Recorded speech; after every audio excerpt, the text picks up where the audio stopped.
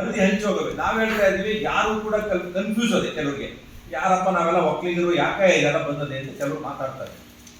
ಕೆಲವು ಸಮಾಜದಲ್ಲಿ ನಮ್ಮಲ್ಲಿರ್ತಕ್ಕಂಥ ಸಣ್ಣ ಸಣ್ಣ ಉಪಪಂಗಡಗಳು ಕೂಡ ಎಲ್ಲರೂ ಕೂಡ ಇವತ್ತು ಒಕ್ಕಲಿಗ ಅಂತಾನೆ ಬರ್ಸ್ತಾ ಇದ್ದಾರೆ. ಒಕ್ಕಲಿಗ ಜಾತಿನವರು ಒಕ್ಕಲಿಗ, ಉಪಪಂಗಡಗಳು ಕೂಡ ಒಕ್ಕಲಿಗ ಅಂತ ಬರ್ಸುವಂಥದ್ದು ಪ್ರವೃತ್ತಿನ ಮಾಡ್ತಾ ಇದ್ದಾರೆ. ಅದಕ್ಕೆ ನಮ್ಮಲ್ಲಿ ನಮ್ಮ ಸಮಾಜಕ್ಕೆ ಒಂದು ರಿಕ್ವೆಸ್ಟ್, ಯಾರ್ಯಾರು ನಾವು ಕೇಂದ್ರ OBCನಲ್ಲಿ ಕೇವಲ 3 ಉಪಪಂಗಡಗಳು ಮಾತ್ರವೇ, ಹಳಕಾರ ಒಕ್ಕಲಿಗರು, ಸೊರಪ ಒಕ್ಕಲಿಗರು, ಉತ್ತುಂಪಳಗ ಒಕ್ಕಲಿಗರು ಮತ್ತೆ ಒಕ್ಕಲಿಗ ಮತ್ತೆ ಗೌಡ ಅಂತ 5 ಬಂಗಗಳಾಗಿ ನಮ್ಮ ಹಿಂದುಳಿದ ವರ್ಗಕ್ಕೆ ನಮ್ಮ 3A ನಲ್ಲಿರ್ತಕ್ಕಂಥ ಮೀಸಲಾತಿನ ಸೇರಿಸಿದ್ದಾರೆ.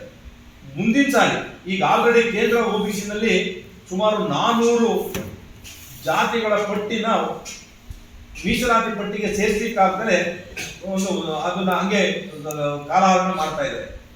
ಕೇಂದ್ರದ ಸರ್ಕಾರ 2026 ನಡೆಯುವಂತ ಜಾತಿ ಗಣತಿಯ ಸಂದರ್ಭದಲ್ಲಿ, ಜಾತಿ ಜನಗಣತಿ ಸಂದರ್ಭದಲ್ಲಿ ಸುಮಾರು ಅವ್ರ ಲೆಕ್ಕಾಚಾರ ಪ್ರಕಾರ, ನನಗೆ ಬರೋ ಮಾಹಿತಿ ಪ್ರಕಾರ 10,000 ಈ ದೇಶದಲ್ಲಿ 10,000 ಉಪಪಂಗಡಗಳು ಕ್ರಿಯೇಟ್ ಆಗ್ಬೋದು ಅಂತ ಹೇಳಿ ಈಗ ಆಲ್ರೆಡಿ ಕೇಂದ್ರ ಸರ್ಕಾರ ಒಂದು ನಿರ್ಧಾರ ಮಾಡಿದೆ. ಹಿಂದೆ ನಮ್ಮೆಲ್ಲ ಹಿರಿಯರು ಹೇಳ್ತಿದ್ರು, ವೈಶ್ಯ, ಶೂದ್ರ, ವೈಷ್ಣವ, ಬ್ರಾಹ್ಮಣ ಅಂತ ಏನು ಹಿಂದೆ ಹೇಳ್ತಿದ್ರು, ಆ ಲೆಕ್ಕಾಚಾರದಲ್ಲಿ ಒಂದೊಂದು ಸುಮಾರು 60-70 ಜಾತಿಗಳನ್ನ ಕ್ರಿಯೇಟ್ ಮಾಡಿ ಆ ಜಾತಿಗಳ ಜೊತೆಯಲ್ಲಿ ಉಪಪಂಗಡಗಳು ಮೆನ್ಷನ್ ಮಾಡ್ತಾರೆ. ಯಾರು ಕೂಡ ಮೂಲ ಜಾತಿನ ಮರಿಬೇಡಿ. ಆ ಮೂಲ ಜಾತಿಯ ಹೆಸರನ್ನ ಬರ್ಸೋದ್ರಿಂದ ನಿಮ್ಮ ಮಕ್ಕಳಿಗೆ CET-ನಲ್ಲಿ ಇವತ್ತೇನಾಗಲಿ ಬೆಂಗಳೂರಿನಲ್ಲಿ ನಮ್ಮ ಮಕ್ಕಳುಗಳು ಹಳ್ಳಿಯವರು ಹೇಳ್ತಾರೆ, ಮೆಡಿಕಲ್ ಸೀಟ್ ಸಿಕ್ಕಿಲ್ಲ ಸ್ವಾಮಿ ನಮ್ಗೆ ಹೇಳ್ತಾರೆ. ಯಾಕೆ ಅಂತಂದ್ರೆ ನೀವು ಕೇಂದ್ರ OBC ಪಟ್ಟಿನಲ್ಲಿ ಯಾವಾಗ ಇರಲ್ವೋ ನಿಮ್ಗೊಂದು ಅವಕಾಶ ಸಿಕ್ಕಲ್ಲ. ನಾನು ಅದಕ್ಕೆ ಹೇಳ್ತಾರೆ, ನಮ್ಮ ಕುಂಚುಟಿಗ ಸಮಾಜದಲ್ಲಿ ಇವತ್ತೇನು 1912ನೇ ಸಾಲಿನಲ್ಲಿ ನಡೆದಂತ ಒಂದು ಕುಂಚುಟಿಗ ಸಮಾವೇಶದಲ್ಲಿ ಕುಂಚುಟಿಗ ಸ್ವಾಮೀಜಿಗಳು 3 ಭಾಗ ಹರಿದು ಹಂಚೋಗಿದ್ದಾರೆ. ಉದಾಹರಣೆ ಒಂದು, ಬಸವದುರ್ಗದ ಸ್ವಾಮೀಜಿ ಇರ್ಬೋದು, ಪಟ್ನಾಯಕರ ಸ್ವಾಮೀಜಿ ಇರ್ಬೋದು, ಯಲೆನಾಪುರ ಸ್ವಾಮೀಜಿ ಇರ್ಬೋದು, ಅವರೆಲ್ಲರೂ ಕೂಡ ಒಟ್ಟಾಗಿ ಇವತ್ತು ಕೂಡ ನಾನು ರಿಕ್ವೆಸ್ಟ್ ಮಾಡೋದೇನೆಂದ್ರೆ, ಒಕ್ಕಲಿಗ ಅಂತ ಬರ್ಸಿ, ನಿಮ್ಮ ಉಪಪಂಗಡ ಬರ್ಸ್ಕೊಳ್ಳಿ, ಯಾವ ಥರ ಬರ್ಸ್ಕೊಳ್ಳಿ, ನಾವೇನು ಬೇಡ ಅಂತ ಅನ್ನಲ್ಲ. ನೀವು ಬರ್ಸೋದ್ರಿಂದ ಕೇಂದ್ರ OBCನಲ್ಲಿ ಅವಕಾಶ ಸಿಗ್ತದೆ. ಇದನ್ನೆಲ್ಲ ಮನಗಂಡು ನಾವು 22ನೇ ತಾರೀಕು ನಡೆಯುವಂತ ಒಂದು ಜಾತಿ ಜನಗಣತಿಯ ಸಮೀಕ್ಷೆಯಲ್ಲಿ ತಾವೆಲ್ಲರೂ ಭಾಗವಹಿಸಿ ತಮ್ಮ ಅಣ್ತಂದಿರಿಗೂ ಹೇಳಿ, ನಿಮ್ಮ ಎಲ್ಲ ಬಂಧುಗಳಿಗೂ ಬೆಂಗಳೂರಿನಲ್ಲಿರ್ತಕ್ಕಂಥವ್ರು ಬಂದು ಹೇಳ್ಬೇಕಾಗ್ತದೆ.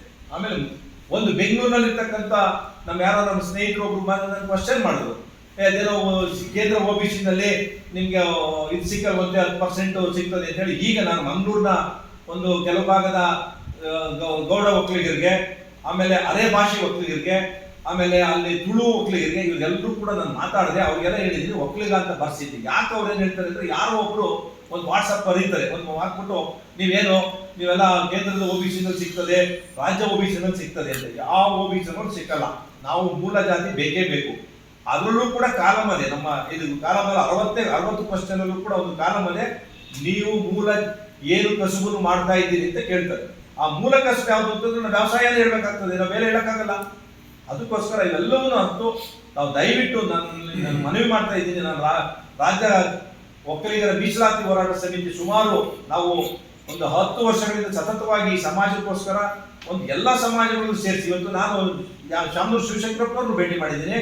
ಅವರು ಕೂಡ ಅವರವರ ಸಮಾಜದ ಉಪಪಂಗಡಗಳನ್ನ ಒಟ್ಟಿಗೆ ಸೇರಿಸಿ ಈಗಾಗಲೇ ಅರ್ಜಿಯನ್ನು ಕೂಡ ಸಲ್ಲಿಸಿದ್ದಾರೆ. ನಾವು 4-5 ಬಾರಿ ನಮ್ಮಲ್ಲಿ ಲಿಂಗಾಯತ ಸಮಾಜ ಇರ್ಬೋದು, ನಮ್ಮ ಬ್ರಾಹ್ಮಣ ಸಮಾಜ ಇರ್ಬೋದು, ನಮ್ಮ ಯಾದವ ಸಮಾಜ ಇರ್ಬೋದು, ತಿಗಳ ಸಮಾಜ ಇರ್ಬೋದು, ನಮ್ಮೆಲ್ಲ ಸಮಾಜಗಳನ್ನು ಕೂಡ ನಾನು ಕೂಡ ಭೇಟಿ ಮಾಡಿದಂಥ ಸಂದರ್ಭದಲ್ಲಿ ಅವೆಲ್ಲ ಒಟ್ಟು ಹೇಳೋದೇನಂತಂದ್ರೆ, ನಮ್ಮ ಸಮಾಜದ ಮೂಲ ವೃತ್ತಿಯನ್ನು ಬರ್ಸುವಂಥದ್ದು, ನಮ್ಮ ಸಮಾಜದ ಮೂಲ ಜಾತಿಯ ಬರ್ಸುವಂಥದ್ದು, ನಮ್ಮ ಉಪಪಂಗಡಗಳನ್ನೆಲ್ಲನೂ ಕೂಡ ಕಾಲಂ ನಂಬರ್ 3-4ರಲ್ಲಿ ಸೇರಿಸುವಂಥದ್ದನ್ನ ನಾವು ಮಾಡ್ತೀವಿ ಅಂತ ಹೇಳಿದರೆ, ಅದರಿಂದ ತಾವು ಬರುವಂಥ ಜಾತಿ ಜನಗಣತಿಗೆ ಸ್ವಲ್ಪ ಸಹಕಾರ ಮಾಡಬೇಕು ಅಂತ ಹೇಳಿ ನಾನು ತಮ್ಮಲ್ಲಿ ತಮ್ಮ ಪತ್ರಿಕೆಗಳ ಮೂಲಕ ನಾನು